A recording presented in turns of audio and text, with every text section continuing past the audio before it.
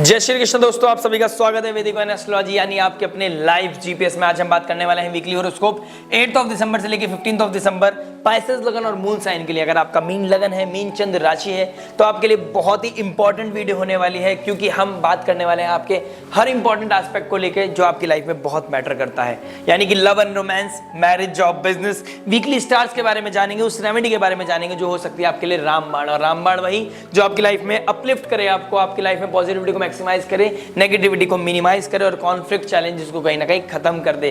तो आइए without wasting any time शुरुआत करते हैं पाइसेस लगन और मून साइन के लिए। देखिए, हम जो प्रेडिक्शन करते हैं मून बेस्ड करते हैं, यानी कि वीकली जो प्रेडिक्शन होती है मून बेस्ड होती है, और मून ट्रांजिट करेंगे आपके 12th house, first house, second house and third house में।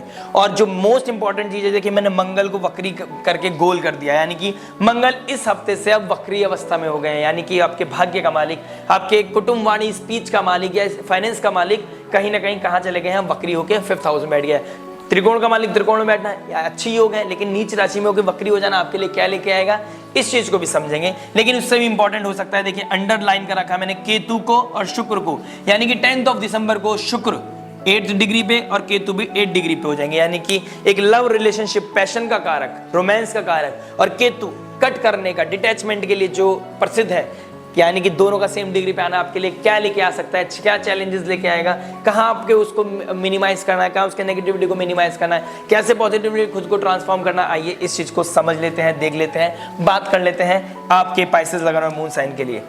देखिए 5th हाउस से हम क्या देखते हैं, लव एंड रोमांस देखते हैं। तो 5th हाउस का मालिक चंद्रमा 12th हाउस में जाएगा, यानी लेट गो के साइन में जाएगा, एक्सपेंशन के एक्सपेंसेस जहां होते हैं वहां पर जाएगा, हॉस्पिटल के साइन में जाएगा, जेल के साइन में दिखाए जाएगा, आइसोलेशन, योगा, मेडिटेशन के साइन में जाएगा, फॉरेन लैंड, फॉरेन कल्चर के साइन में जाएगा, लेट गो और लॉस को भी दिखाता है कहीं ना कहीं। तो आपको देखना पड़ेगा 12th हाउस में जाने का, बेडरूम को भी दिखाता है 12th हाउस, तो वहां पर आपके 5th लॉर्ड का चले जाना, यानी कि आपका, और अपने से 8 चले जाना, यानी कि आपका जो कंसंट्रेशन है वो या तो अब आप अपने आप को अकेलापन में लेके जाएंगे, क्योंकि अब आप प्रैक्टिकल होते जा रहे हो, अब आप स्टेबिलिटी पे काम कर रहे हो, अब आप कमिटमेंट को बहुत कंसिडर कर रहे हो, अब आप चल नहीं रहे हो, सिर्फ घूम नहीं रहे हो, सिर्फ फ्लो में नहीं बह रहे हो, अब आपको कॉन्क्रीट डिसीजन चाहिए लाइफ में, क्योंकि क्या नाम है, शुक्रदेव कहाँ बैठे हैं, लव रिलेशनशिप के मालिक कहाँ बैठे हैं, शनिदेव की राशि में बैठे हैं, जो डिग्निटी को दिखाता है, लॉयल्टी को दिखाता है, डिसिप्लिन को दिखाता है, हार्डवर्क को दिखाता है,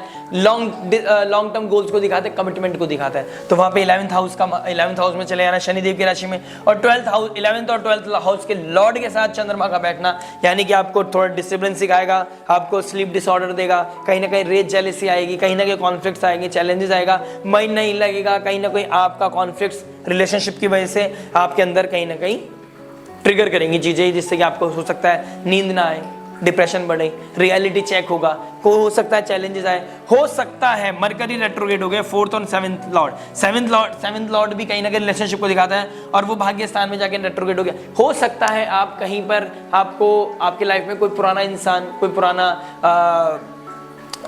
एक्स, शायद पास्ट रिलेशनशिप आपकी लाइफ में वापस आ जाए, उसकी वजह से कोई ना कोई कॉन्फ्लिक्ट आ सकती है, चैलेंजेस आ सकते हैं, आप कंफ्यूज हो सकते हो, मेंटल हेल्थ डिस्टर्ब हो सकती है।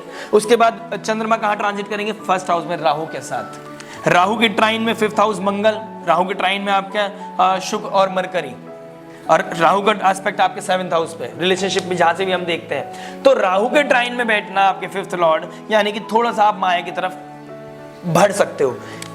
क्या नाम है, जब माया की तरफ बढ़ेगा तो किसका हेल्प लेना पड़ेगा आपको, जुपिटर का हेल्प लेना पड़ेगा, यानी कि किसके घर में बैठे राहु और चंद्रमा, जुपिटर के हाउस में, यानी कि कोई काउंसलर, कोई हीलर, कोई आपके फैमिली में सिबलिंग्स, कोई सिस्टर, कोई ब्रदर, ऐसा कोई मेंटोर या एस्ट्रोलॉजर, काउंसलर, कोई अल्टीमेट वही कोई ऐसी आइडेंटिटी जो आपको उस चैप्टर से बाहर निकालने की कोशिश करे, आपको गाइड करे, ऐसा हो सकता है। मंगल नीच राशि में रेट्रोग्रेड हो गए, आपके अंदर अब चैलेंज आएगा, आपके अंदर अब आपके अंदर वो एग्रेशन आएगा कि आप कैसे रिएक्ट करो अपनी गलतियों के, जो आपके अंदर वो गलतियां कर रखी थी, यानी मतलब आपको किसी ने डिप्रेस कर रखा था, डिप्रेशन दे रखा था, किसी ने एंजाइटी दे रखी थी, अब आपके अंदर आएगा कि भाई अब मैं बदला लूंगी, क्योंकि या बदला लूंगा। मंगल जो वक्री अवस्था में देख रहे हैं, किसको देख रहे हैं, शुक्र को, जो लव रोमांस पैशन को दिखाता है, तो ये वियर्ड सिचुएशन भी क्रिएट कर सकता है।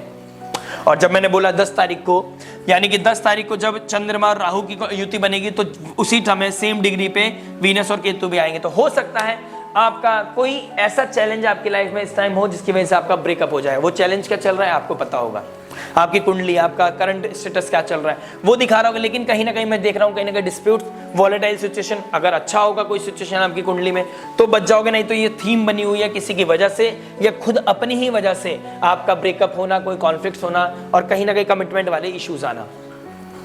अगर आपने लीगलिटी और अपने इमोशंस को कंट्रोल नहीं किया, सेक्रीफाइस नहीं करे अनरियलिस्टिक डिजायर्स को, अनवांटेड डिजायर्स को, अगर आपने लीगलिटी को मेंटेन नहीं करा, लीगल चीजों को, एथिक्स को मेंटेन नहीं करा, धर्म को मेंटेन नहीं करा, यानी कि जो जुपिटर आपके लगन का स्वामी है उसे मेंटेन नहीं करा, वो भी आपके 5th हाउस और आपके शुक्र को देख रहे हैं। शुक्र के ट्राइन में बैठे हैं जुपिटर भी, शुक्र के ट्राइन में जुपिटर, जुपिटर के ट्राइन में शुक्र, पंचनवम का योग बना रखा है, यानी कि कंट्रोल कर रखा है जुपिटर ने।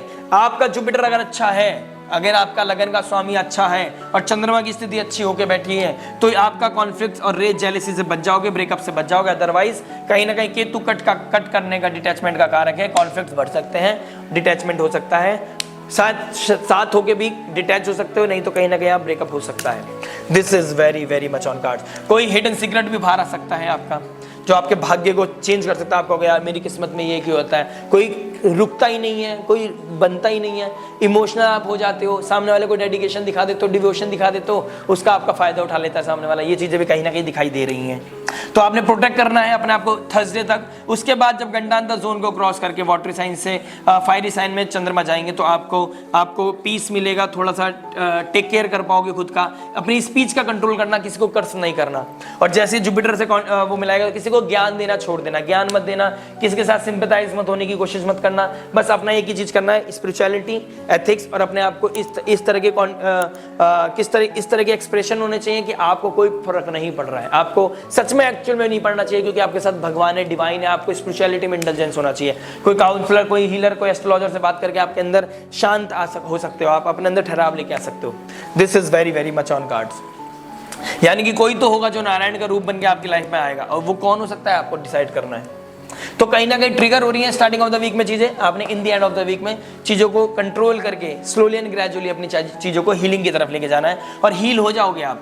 कोई भी चीज आपको, अनवांटेड चीज आपको ट्रिगर नहीं कर सकती। यानी कि पत्थर को मूर्ति बनाने के समय जो चोट लगती है ना, वो चोट तो आपने सहनी पड़ेगी, लेकिन जो अनवांटेड बैगेज होता है ना, जो अनवांटेड स्टोन होता है, वो क्लियर हो जाता है, क्लीन अप हो जाता है, वो छूट जाता है, भारीपन दूर हो जाता है, और इंसान पूजने हो जाता है। यानी कि वो मूर्ति पूजने हो जाते हैं, भगवान का रूप ले लेती है।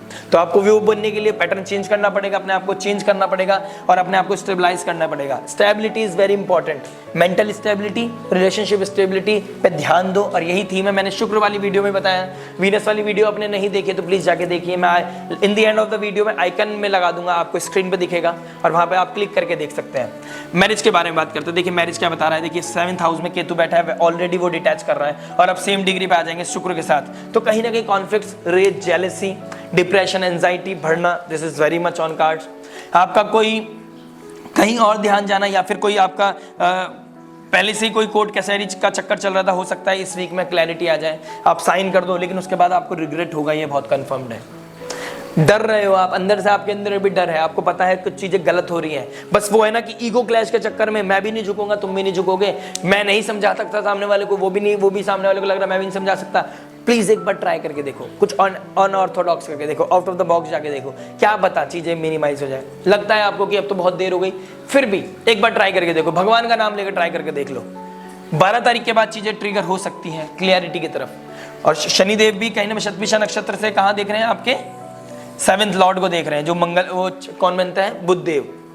तो मरकरी रेट्रोग्रेड है, आपको सोचने का नजरिया बदलेगा, एक बार देखोगे आप, रिकंसिडर करोगे चीजों को। और जुपिटर भी एस्पेक्ट कर रहे हैं 7th हाउस को, तो आपका डिवोर्स होने से बच सकती हैं चीजें, ट्रिगर होने से बच सकती हैं, कॉन्फ्लिक्ट होने से बच सकती हैं। और जुपिटर रेट्रोग्रेड हो गए, रोहिणी नक्षत्र में चले गए हैं, तो वो भी कह रहे हैं कि भाई मैं अब फीमेल के लिए बहुत सपोर्टिव हो जाएंगे चीजें, फीमेल के लिए अबेंडेंस, सक्सेस, प्रॉस्पेरिटी, कहीं ना कहीं उनकी ग्रोथ होना, एक्सपेंशन होना, this is very very much on cards. तो ये चीजें बहुत अच्छी दिखाई दे रही है मेरे को जुपिटर वालों, आपके पाइसेस लगाना मून साइन के लिए। और अगर आप उस वर्ड्स में नहीं हो कि आपका डिवोर्स हो रहा है, तो कहीं ना कहीं डिटैचमेंट तो है, कहीं ना कहीं आप अपने आप को कहीं ना कहीं और तो फोकस कर रहे हो, आप अपने इमोशंस कहीं शेयर कर रहे हो, उस चीज से बच जाओ।